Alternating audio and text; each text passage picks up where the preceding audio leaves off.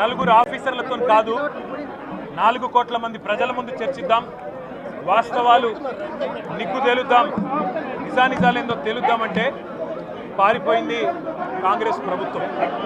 అట్లాగే మరి ముఖ్యమంత్రి గారు మీరు కూడా ఏసీబీ కేసు ఎదుర్కొంటున్నారు, నా మీద కూడా ఒక ఏసీబీ కేసు బనాయించిండ్రు. మరి దమ్ముంటే పిరికి పందవి కాకపోతే నువ్వు నేను లైట్ డిటెక్టర్ పరీక్షను ఎదుర్కోవడానికి కూడా సిద్ధమని చెప్పినా ఇంతవరకు స్పందన లేదు. 6 నెలలైంది కేసు బనాయించి, సాధించిందేందో తెలియదు.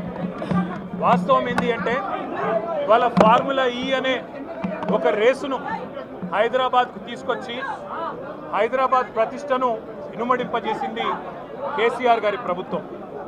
అదే మీరు అందాల పోటీలతో మిస్ వరల్డ్ అని ప్రపంచం ముందు అబాసుపాలు చేసింది కూడా కాంగ్రెస్ ప్రభుత్వం. ఇది వాస్తవం.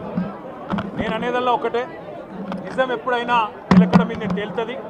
మాకు భారతదేశంలోని చట్టాల మీద, న్యాయస్థానాల మీద గౌరవం ఉంది కాబట్టే ఎన్నిసార్లు విచారణకు పిలిచినా వస్తామని చెప్పినా ఇది 3వసారి పిలవడం, 3 సార్లు కాదు 30 సార్లు పిలిచినా విచారణకు సహకరిస్తాం.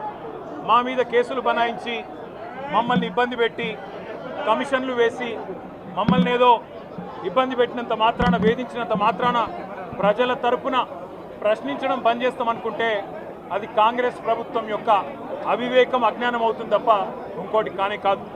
పెద్దలు కేసీఆర్ గారిని, పెద్దలు హరీష్ రావు గారిని కాళేశ్వరం కమిషన్ ముందు కూర్చోబెట్టి మీరు పైశాచికానందం పొందొచ్చు.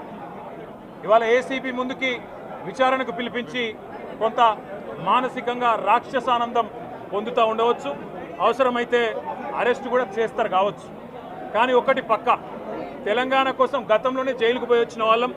హైదరాబాద్ బ్రాండ్ ఇమేజ్ను పెంచే ప్రయత్నంలో భాగంగా హైదరాబాద్ బ్రాండ్ని కాపాడే క్రమంలో తీసుకున్న ఒక నిర్ణయం వల్ల మళ్ళీ జైలుకు పోవాల్సి వచ్చినా భయపడేది లేదు. ఒకసారి కాదు 100 సార్లు అయినా జైలుకు పోతాం, కానీ వదిలిపెట్టాం కాంగ్రెస్ ప్రభుత్వాన్ని, కాంగ్రెస్ పార్టీని.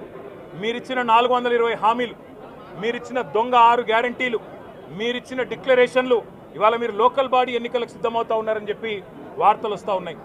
రేవంత్ రెడ్డి గారు నిన్ను మొత్తం రాష్ట్రంలోని బీసీ వర్గాల ప్రజలందరూ గమనిస్తున్నారు.